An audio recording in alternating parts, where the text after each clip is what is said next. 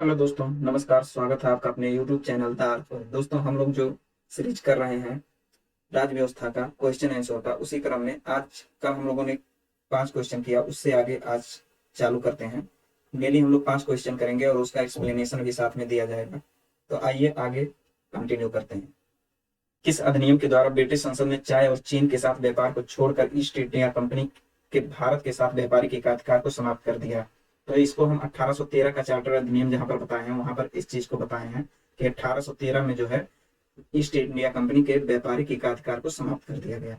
आगे बढ़ते हैं।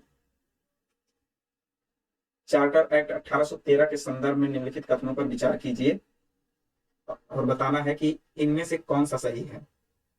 इस इसने भारत में ईस्ट इंडिया कंपनी के व्यापार के एकाधिपत्य को चाय का व्यापार तथा चीन के साथ व्यापार को छोड़कर समाप्त कर दिया। इसके पहले वाले क्वेश्चन में हम यही चीज देखे हैं, तो पहला तो सही है। दूसरे पर आते हैं। इसने कंपनी द्वारा एकाधिकार में लिए गए भारतीय राज्य क्षेत्रों पर ब्रिटिश राज्य यानी क्राउन की संप्रभुता को सुदृढ़ कर दिया। देखते हैं इसको भी।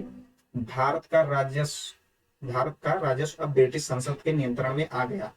तो दोस्तों, यहाँ पर जब हम 1813 का अधिनियम पढ़ेंगे तो वहां पर हमने बताया था कि इसने जो है क्या किया था कि क्राउन ईस्ट इंडिया कंपनी की संवैधानिक स्थिति को स्पष्ट कर दिया था। वही चीज यहाँ लिखा है कि ब्रिटिश राज की क्राउन संप्रभुता को सुदृढ़ कर दिया।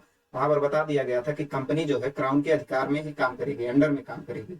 तो पहला और दूसरा यहाँ पर सही हो जाएगा, और इस तीसरा ब्रिटिश संसद के नियंत्रण में आ गया, ये अभी नहीं हुआ है। तो इस प्रकार ये तीसरा गलत होगा और दूसरा सही होगा। दूसरा और पहला सही होगा, तो इसमें से ऑप्शन ये सही होगा। नियम ने भारतवासियों को अपने देश में प्रशासन में कुछ हिस्सा लेना संभव बनाया। तो देखते हैं, 1833 तक हम लोग देख लिए थे। 1833 तक में ऐसा कुछ था कहीं पर?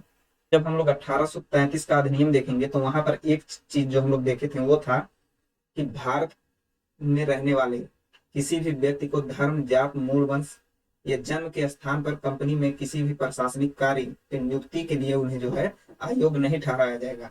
तो उस आधार पर इसका जो ऑप्शन सही होगा वो ऑप्शन होगा ये।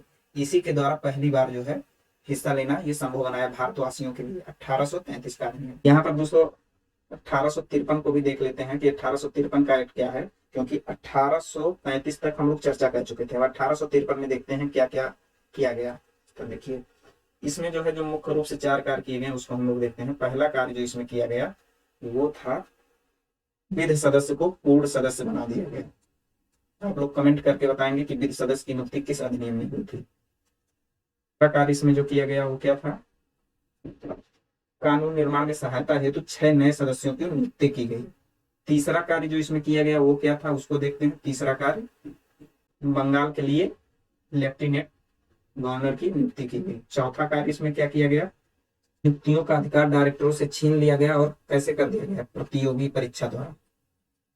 गवर्नमेंट ऑफ इंडिया एक्ट 1858 और इंडियन काउंसिल एक्ट 1861 को हम लोग देखेंगे कि क्या था। 1858 के अधिनियम में कौन कौन से कार्य किए गए? तो पहला कार्य जो इसमें किया गया, भारत का शासन ब्रिटेन संसद को दे दिया गया। इससे क्या हुआ कि अब जो कानून बनेंगे वो कानून ब्रिटेन की संसद बनाएगी। दूसरा कार्य जो किया गया वो था, ऐसा क्यों हुआ कि ब्रिटेन की संसद को दे दिया गया? तो दोस्तों यहाँ पर एक चीज जान लेंगे।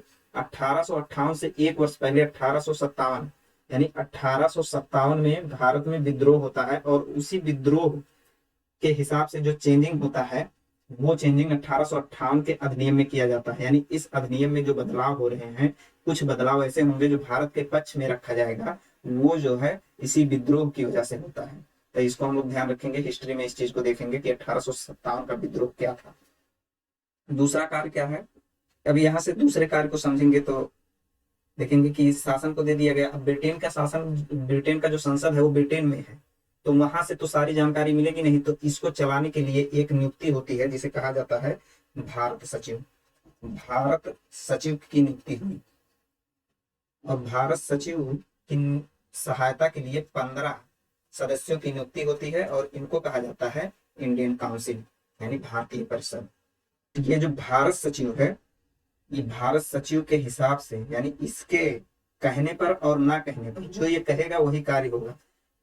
जितने भी कानून बनेंगे उस कानून पर अंतिम निर्णय कौन लेगा? वो भारत सचिव लेगा। इतना अधिकार भारत सचिव को दिया गया। और ये जो काउंसिल बनी थी, ये काउंसिल जो है केवल सलाहकारी थी। सलाहकारी कहने का मतलब होता है केवल सलाह दे सकती है, इसके सलाह को मानने के लिए भारत सचिव बाध्य नहीं है। आप ऐसे इसको समझिए, जैसे मान लीजिए आप अपने घर में एक सदस्य के रूप में हैं, लेकिन घर का मालिक कोई और है, तो अंतिम निर्णय जो है वो घर का मालिक लेगा। आप सलाह दे सकते हैं इस कार को ऐसे नहीं ऐसे कर लीजिए, लेकिन आपकी सलाह मानने के लिए मालिक बाध्य नहीं है, वो अपने मन से काम करेंगे। तो उसी तरह से था भारत सचिव, ये मेन था। सारा कानून जो है इसके मत के हिसाब से पारित होगा, ये कहेगा तो पारित होगा, नहीं तो नहीं होगा। इनको जो सलाह देना हो वो दे। बस एक जगह था कि जहां पर इनको शक्तियां मिली थी, वो दो क्षेत्र थे। वो दो क्षेत्र कौन कौन से थे? तो पहला क्षेत्र हम देखेंगे कि जितना भी ऑल इंडिया सर्विसेज, यानी ऑल इंडिया सर्विसेज की जो सेवाएं थी उनके लिए, प्लस अर्थव्यवस्था यानी आर्थिक सलाह जितने भी थे, वो सलाह भारत सचिव को इंडियन काउंसिल का मानना पड़ता था। केवल दो, बाकी छोड़ के कानून व्यवस्था और जो भी कार्य रहते थे उसमें भारत सचिव का निर्णय ही अंतिम होता था। वहां पर ये इंडियन काउंसिल का सलाह मानने के लिए बाध्य नहीं था। आगे देखेंगे और क्या किया गया 1858 में। तो board of control, board of control हम बताए हैं पिछले एक्ट में, बोर्ड ऑफ कंट्रोल की चर्चा की है इसके पिछले क्लास में। तो बोर्ड ऑफ कंट्रोल को समाप्त कर दिया गया, और बोर्ड ऑफ कंट्रोल को समाप्त करने के बाद इसके जितने भी अधिकार थे वो भी किसको दे दिए गए? भारत सचिव को। तो यहाँ पर एक चीज समझेंगे, पिट्स इंडिया एक्ट हम लोग पढ़े थे। पिट्स इंडिया एक्ट में जो है बोर्ड ऑफ कंट्रोल और वहां पर जो है गवर्नर जनरल, दोनों के बीच में वहां पर शासन को बांटा गया था। बांटने के हिसाब से वहां पर द्वैध शासन जैसा एक व्यवस्था चालू हो गया था। अब जब बोर्ड ऑफ कंट्रोल को समाप्त किया गया तो द्वैध शासन व्यवस्था भी समाप्त हो गई। तो ये भी पूछा जा सकता है कि कब खत्म किया गया बोर्ड ऑफ कंट्रोल को? तो ये आप बताएंगे 1858 में। और उसके बाद में इसमें जो और कार्य था वो क्या था 1858 में? तो यहाँ पर एक कार्य और हुआ, जब ब्रिटेन के संसद के पास चला गया पूरा अधिकार, तो जो गवर्नर जनरल थे वो गवर्नर जनरल को अब जो है भारत का वायसराय कहा जाने लगा। इतनी चेंजिंग जो है हुए किसमें? 1858 में। 1858 में एक और चेंजिंग किया गया था जो सिविल सेवा से जुड़ा हुआ है। इसमें सिविल सेवा में जो अनुबद्ध होते हैं, अनुबद्ध सिविल सेवा एक होती है और एक अनुबद्ध होती है, मतलब इंग्लिश में कहा जाता है कन्वेक्टेड अनकन्वेक्टेड। तो जो कन्वेक्टेड था उसके लिए भी प्रतियोगी परीक्षा चालू कर दिया गया पहली बार 1858 के अधिनियम से। दोस्तों यहाँ पर आप लोगों के लिए एक क्वेश्चन रहेगा, बताना रहेगा कि भारत के प्रथम वायसराय कौन थे। इसको कमेंट करेंगे आप लोग। फिर आगे देखते हैं और इसमें क्या है 1861 का अधिनियम अभी हम लोगों को देखना है। अगले पेज पर आते हैं, यहाँ पर 1861 देखते हैं। 1861 के अधिनियम में कौन कौन से चेंजिंग हुए? जो इसमें चेंजिंग हुई वो ये हुई कि 1773 में जब बंगाल का गवर्नर को नियुक्त किया गया था, उस समय जो दो प्रेसिडेंसियां थी, एक मुंबई और एक मद्रास, उनकी शक्तियों को बंगाल के गवर्नर जनरल को दे दिया गया था। अब उसको जो है बदल दिया जाएगा। अब उनको पुनः जो है शक्तियां लौटा दी जाएंगी, यानी मुंबई और मद्रास को पुनः शक्तियां लौटा दी गई। एक कार्य किया गया, इससे क्या हुआ? इससे जो है शक्तियों का विकेंद्रीकरण चालू हुआ। दूसरा कार्य क्या किया गया? वायसराय को, वायसराय कब बने हैं? इससे पहले वाला एक्ट क्या बताए हैं 1858, उसमें वायसराय बने हैं। और वायसराय को अब अध्यादेश जारी करने का दिया गया शक्ति कि वो आपातकाल में अध्यादेश जारी कर सकते हैं। इस अध्यादेश का जो समय था वो कितना था? 6 माह, यानी ऐसा अध्यादेश जो है वो 6 माह तक मान्य होगा। तीसरा देखते हैं 1861 में क्या हुआ। तो यहाँ पर एक बहुत बड़ा चेंज आता है, वो ये है कि पहली बार कानून बनाने के लिए जो है भारतीय लोगों की नियुक्ति चालू हुई। भारतीय लोगों की जो नियुक्ति चालू हुई वो पहली बार कब हुई? तो 1861 के अधिनियम द्वारा चालू किया गया, और इसमें जो है 3 लोगों की नियुक्ति हुई। और ये नियुक्ति कौन करेगा? कैनिंग, लॉर्ड कैनिंग जो है इस समय वायसराय हैं। और ये जो है 3 लोगों को नियुक्त करते हैं। कौन कौन? बनारस के राजा, पटियाला के राजा, और तीसरे जो हैं वो हैं सर दिनकर, सर दिनकर। इन तीनों लोगों की नियुक्ति होती है। यहाँ पर 6 लोग रहते हैं, जिनमें से 3 जो है भारतीय और 3 यूरोपीय हैं। कमांडर इन चीफ को छोड़कर 6 लोगों में से 3 लोग भारतीय और 3 लोग यूरो किए हैं। ये इतने बदलाव 1861 में हुए। तो पहले क्वेश्चन को इसमें जो हम क्वेश्चन अभी देखे हैं 6वें नंबर पर, ये क्वेश्चन, इसमें जितने एक्ट हैं सारे एक्ट पे हम लोगों ने चर्चा कर लिया। 1858 क्या, 1861 क्या, 1853 क्या है, और इसका आंसर भी बता दिए हैं। अब चलते हैं 8वें क्वेश्चन पर। निम्नलिखित में से किस अधिनियम के अंतर्गत भारतीय विधान परिषद को बजट पर बहस करने की शक्ति प्राप्त हुई? तो देखिए यहाँ पर 1861 तक हम लोग चर्चा कर लिए हैं, और 1861 तक में ऐसा कहीं पर नहीं है कि भारत मतलब बजट पर बहस करने की शक्ति मिली हो। तो कहाँ पर मिली है इसको हम लोग देखेंगे। अब 1852 का चर्चा करेंगे। 1892 क्या है, 1909 क्या है, 1919 क्या है। तो 1892 से चालू करते हैं, क्या क्या था 1892 में। बजट पर बहस करने के लिए भारतीय विधान परिषद को शक्ति दी गई, और दूसरा इसमें क्या कर दिया गया, एक कार्य और किया गया, वो था कार्यपालिका को प्रश्न पूछने की शक्ति। से इसका आंसर हम लोगों को मिल ही जा रहा है कि बजट पर बहस करने के लिए कब किया गया, तो इसका आंसर होगा बी। अब आते हैं अगला, देखते हैं 1909 क्या था।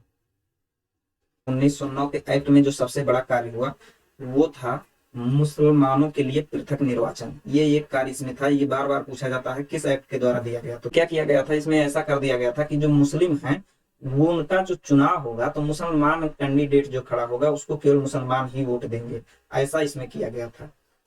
और इसमें जो दूसरा कार्य किया गया था, एक चीज और यहाँ पर देखेंगे, 1909 का जो अधिनियम है भारत परिषद अधिनियम, इसको मार्ले मिंटो सुधार भी कहा जाता है। मार्ले मिंटो सुधार, मार्ले मिंटो सुधार क्यों कहा जाता है, मार्ले जो है ये भारत सचिव हैं, और मिंटो जो है ये उस समय 1909 में क्या है, वायसराय। इन्हीं के नाम पर जो है इस अधिनियम को, 1909 के अधिनियम को मार्ले मिंटो सुधार कहा जाता है। इन दोनों लोगों ने एक अपना प्रस्ताव पेश किया था कि भारत में ये सुधार होने चाहिए, और उसी प्रस्ताव के हिसाब से जो है 1909 में 1909 के एक्ट में सुधार किया गया। 1909 में उन्हीं प्रस्ताव में से कुछ को लागू किया गया, कुछ को नहीं किया गया, इसीलिए इसको मार्ले मिंटो सुधार के नाम से भी जाना जाता है। एक चीज और यहीं पर देख लेते हैं, मिंटो को जो है पृथक निर्वाचन का जनक कहा जाता है। दूसरा कार्य इसमें जो किया गया वो था वायसराय की कार्यकारिणी परिषद। सद में एक भारतीय की नियुक्ति की गई, और जो पहले भारतीय थे,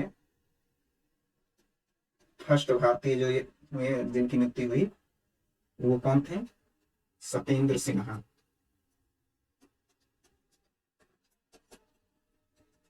ये नाम याद रखना है कि पहले कौन हुए, सत्येंद्र सिन्हा हुए। ये दो कार्य किया गया था, और भी इसमें कार्य है लेकिन वो इतिहास के दृष्टिकोण से महत्वपूर्ण है, और यहाँ पर हम लोग राज्य व्यवस्था का चर्चा कर रहे हैं तो यहाँ पर हम केवल उसी के दृष्टिकोण से देखेंगे। आगे देखते हैं, ब्रिटिश भारत में सांप्रदायिक प्रतिनिधित्व की व्यवस्था निम्नलिखित में से किस एक अधिनियम द्वारा की गई? तो अभी हम लोगों ने इसको देख लिया है, कौन सा अधिनियम था जिसमें पर सांप्रदायिक प्रतिनिधित्व की व्यवस्था की गई, तो वो अधिनियम है मार्ले मिंटो सुधार, यानी 1909, पहली बार इसी में किया गया। अब इसमें से 1892 पे चर्चा हो गई, 1909 पे हो गई, अब बचता है हमारा 1919 और 1935। तो इसको देख लेते हैं, 1919 क्या है, 1935 क्या है। 1919 देखते हैं। 1919 के एक्ट को मॉन्टेग्यू चेम्सफोर्ड सुधार कहा जाता है। मॉन्टेग्यू कौन थे, मॉन्टेग्यू भारत सचिव। यहाँ पर याद रखना है कि जैसे मार्ले मिंटो सुधार और मॉन्टेग्यू चेम्सफोर्ड सुधार, इस दोनों में जो पहले आता है, सचिव का पद वायसराय से बड़ा था, तो जो बड़ा है वो पहले आएगा, यानी उसमें मार्ले और इसमें मॉन्टेग्यू, दोनों भारत सचिव हैं उस समय में, और उसमें मिंटो, इसमें चेम्सफोर्ड वायसराय है। पहला कार्य जो इसमें किया गया, जो शक्तियां थी, शक्तियों की एक सूची बनाई गई, दो सूचियों में उसको विभाजित कर दिया गया पूरी शक्तियों को, केंद्रीय सूची और प्रांतीय सूची। दूसरा कार्य क्या किया गया, यहाँ पर एक चीज और देख लेते हैं कि ये प्रांतीय जो था इसको पुनः दो भागों में बांट दिया गया। प्रांतीय सूची को, एक को कहा गया आरक्षित और दूसरे को कहा गया हस्तांतरित।